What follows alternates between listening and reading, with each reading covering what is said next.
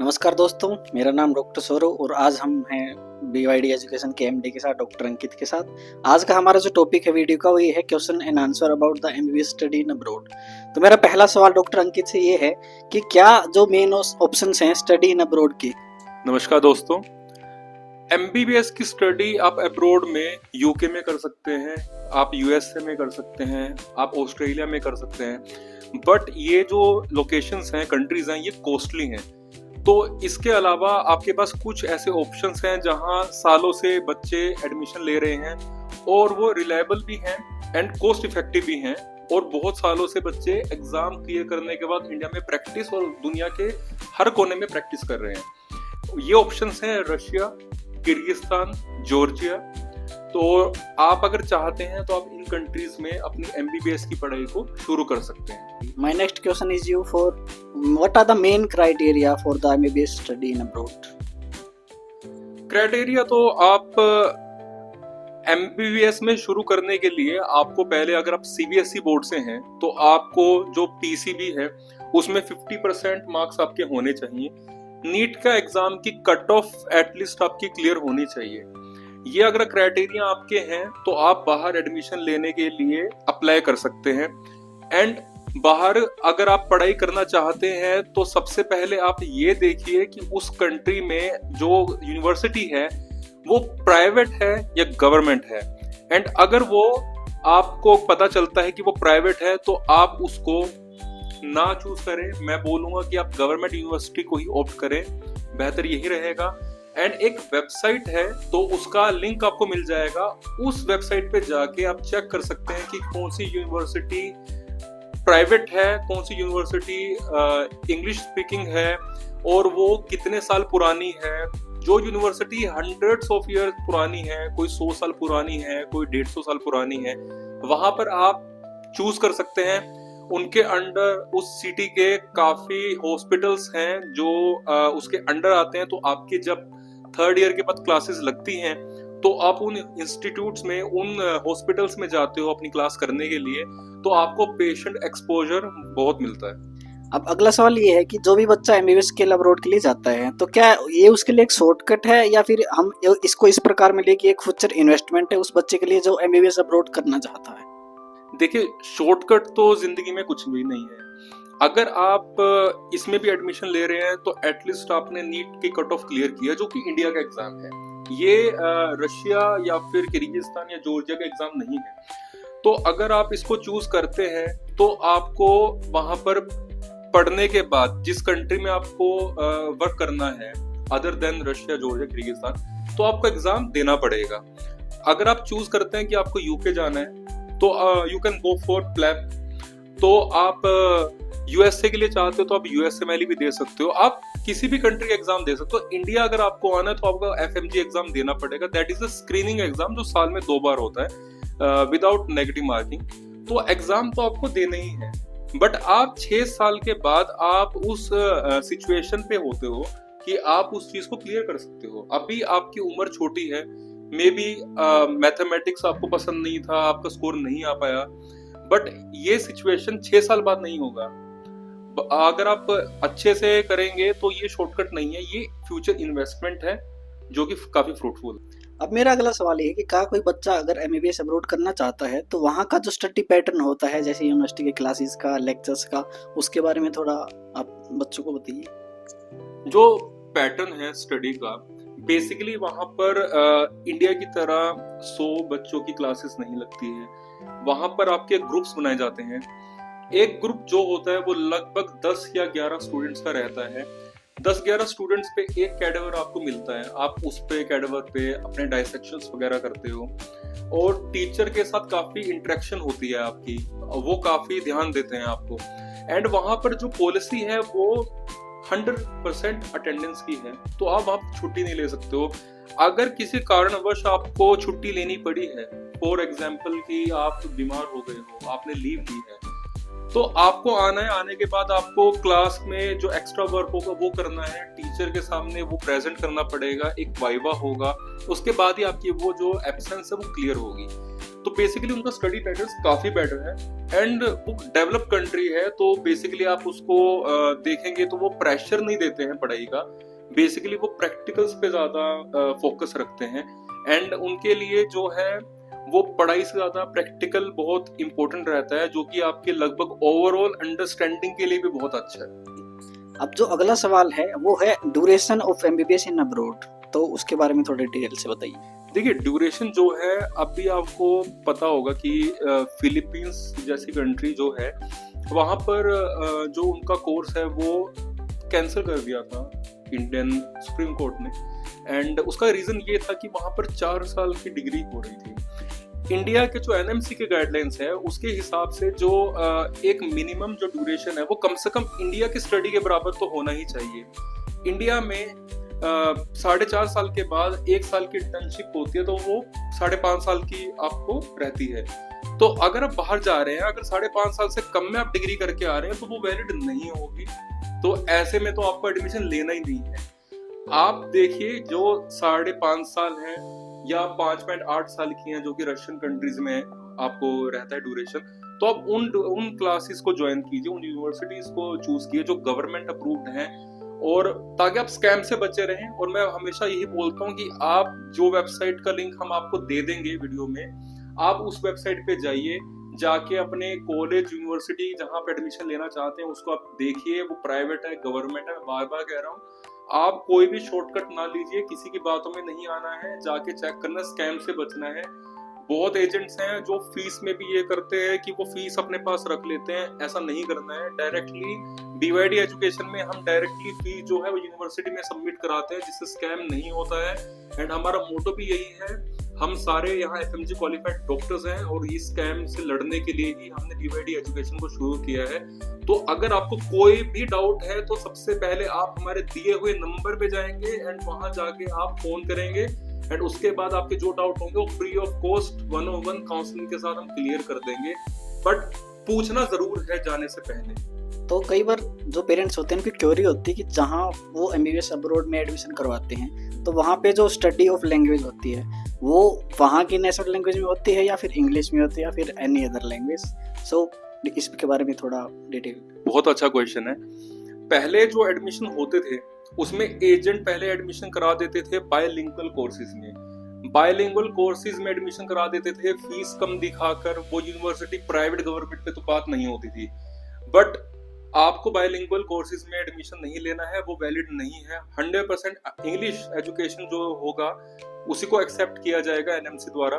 तो आपको चेक करना है कि बायलिंगुअल कोर्स वो ना हो। 100% अगर वो इंग्लिश में ड्यूरेशन है कोर्स की तो ही आप एडमिशन लेना। उसके बाद वो कोर्स आप कंप्लीट करोगे तो दुनिया के हर कोने में वो वैलिड है।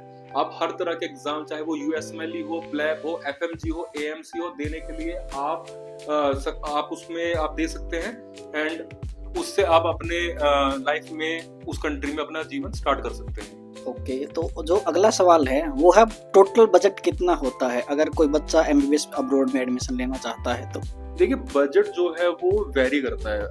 ये वैसा ही है कि आप चाय में कितना शक्कर डालना चाह रहे हैं वो उतना ही मीठा बनता है। तो अगर आप बोलते हैं कि आपको किसी कैपिटल सिटी के आसपास की यूनिवर्सिटी चूज करनी है तो यू हैव टू पे मोर, ठीक है, क्योंकि वो एक्सपेंसिव भी रहता है एरिया।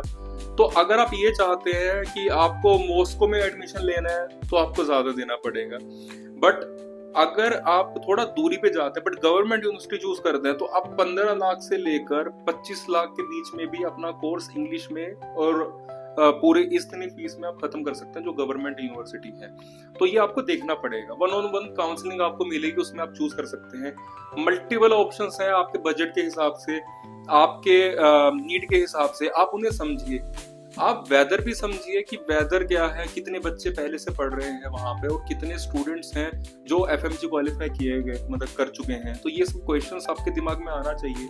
1-on-1 काउंसलिंग में हम आपको इन्हीं का आंसर देते हैं। अब अगला जो क्वेश्चन है वो है लिविंग एक्सपेंसेस इन अब्रॉड।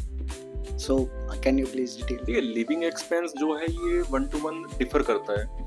अभी जो करेंसी है रशिया की वो लगभग बराबर ही चल रही है, आपको पता होगा। तो आप लगभग 10,000 डालते हो तो आपको वहाँ 11,000 के करीब मिल जाते हैं जो करेंसी डिफरेंस है। तो मैं कुछ एग्जांपल देता हूँ आपको।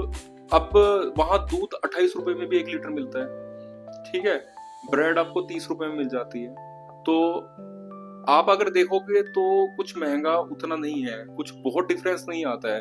तो टिपिकल जो स्टूडेंट है उसको एक महीने में 5 से 6 हजार रुपए का पर्सनल एक्सपेंस आता है, एंड फर्स्ट ईयर में तो उसके पास मेस होती है, तो मेस के कारण उसको एक्स्ट्रा खर्चा आता नहीं है। ट्रांसपोर्ट का जो खर्चा आता है वो 1000 रुपए का कार्ड बनता है, ट्रांसपोर्ट कार्ड, तो स्टूडेंट्स के लिए उसमें उनका ट्रेवलिंग हो जाता है। तो 5000 में भी वो क्या अपने ऊपर लगाएंगे, पर्सनल शॉपिंग के लिए, हेयर कट के लिए कुछ करते हैं, तो उससे ज्यादा वो रहता नहीं है।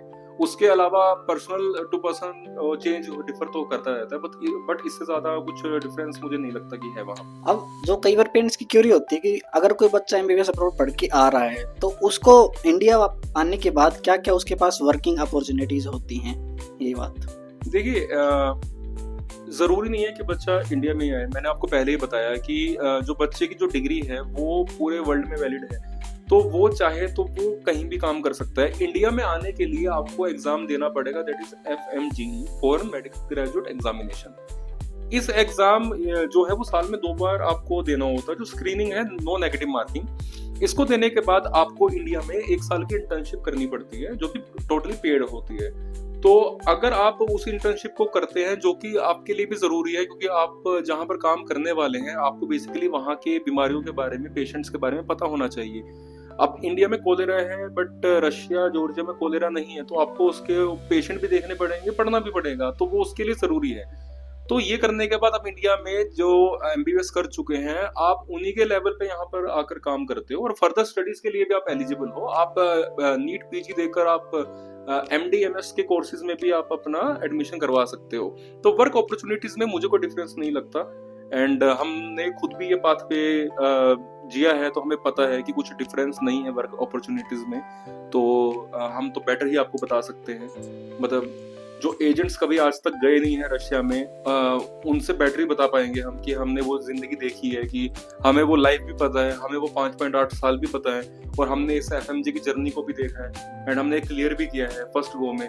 तो हमें तो पता ही है कि क्या चीजें हैं डिफरेंस। तो मुझे ऐसा नहीं लगा कि वर्क अपॉर्चुनिटीज में कुछ अलग है, मुझे लगता है कि सब बराबर ही है। एक जो मेजर कंसर्न रहता है वो है सिक्योरिटी का और रैगिंग का, क्योंकि इंडिया में ये एक नॉर्मल चीज है, बट एमबीबीएस अब्रॉड में क्या कैसे क्या है, ये बताएंगे सर। देखिए, फॉरेन के अंदर जो आपके सीनियर्स होते हैं ना, वो आपके, मैं बोलूँगा कि फ्रेंड्स होते हैं, एंड वो आपके गुरु होते हैं। तो आपको वो सब सिखाएंगे कि आपको कहाँ से शॉपिंग करनी है, कहाँ से आपको अपना दूध लेना है, क्या सुपरमार्केट्स हैं, कहाँ पर आपका इंस्टीट्यूट्स हैं।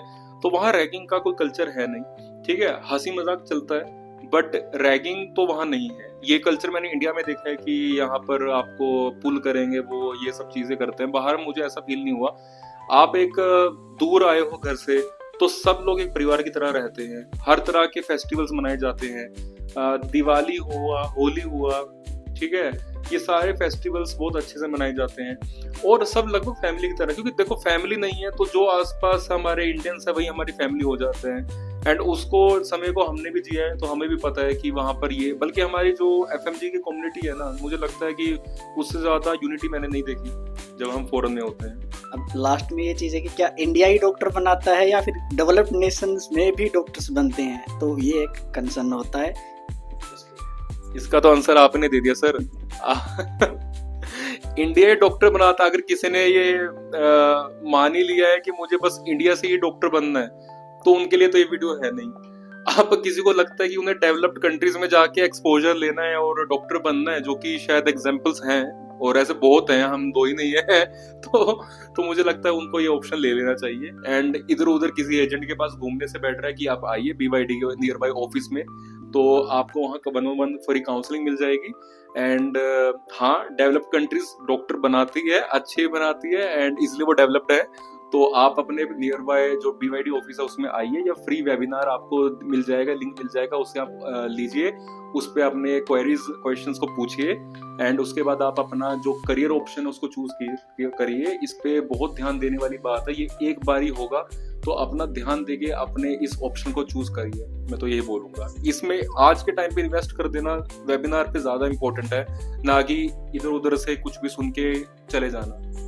अब जो लास्ट जो क्वेश्चन है मेरा वो ये है कि हम BYD ही क्यों चूज करें इस चीज के लिए। मैंने तो आंसर आपको बता दिया कि BYD आप क्यों चूज करें, क्योंकि ये जो कंसल्टेंसी है ये totally run by FMG past doctors की है जो इंडिया में रजिस्टर्ड हैं, बाहर से पढ़कर आए हैं। एंड हमने वो चीज़ देखा है कि जब एजेंट एडमिशन कराता है तो क्या क्या दिक्कतों का सामना होता है। तो ये सब जो है ये एक तरीके से आपके जो बच्चे सुन रहे हैं, हम आपके सीनियर ही हैं और हमने शुरू किया है। तो एक मुहिम है जिसमें हमने हर तरह की दिक्कतों को समझा है, जिया है। हमें पता है कि क्या चीज़ें होती हैं, चाहे वो फीस के स्कैम से लेकर कॉलेज के बारे में गलत मिस इन्फॉर्मेशन के बारे में है। तो उन सबको दूर करने के लिए ही हमने BYD एजुकेशन को शुरू किया है। तो अगर आप हमारे साथ आएंगे तो आपको हर तरह की जो बेस्ट सर्विस हो सकती है वो आपको मिलेगी, चाहे वो एयरपोर्ट ट्रांसफर हो, चाहे वो हर तरह की काउंसलिंग में आपके क्वेश्चन का जवाब देना हो।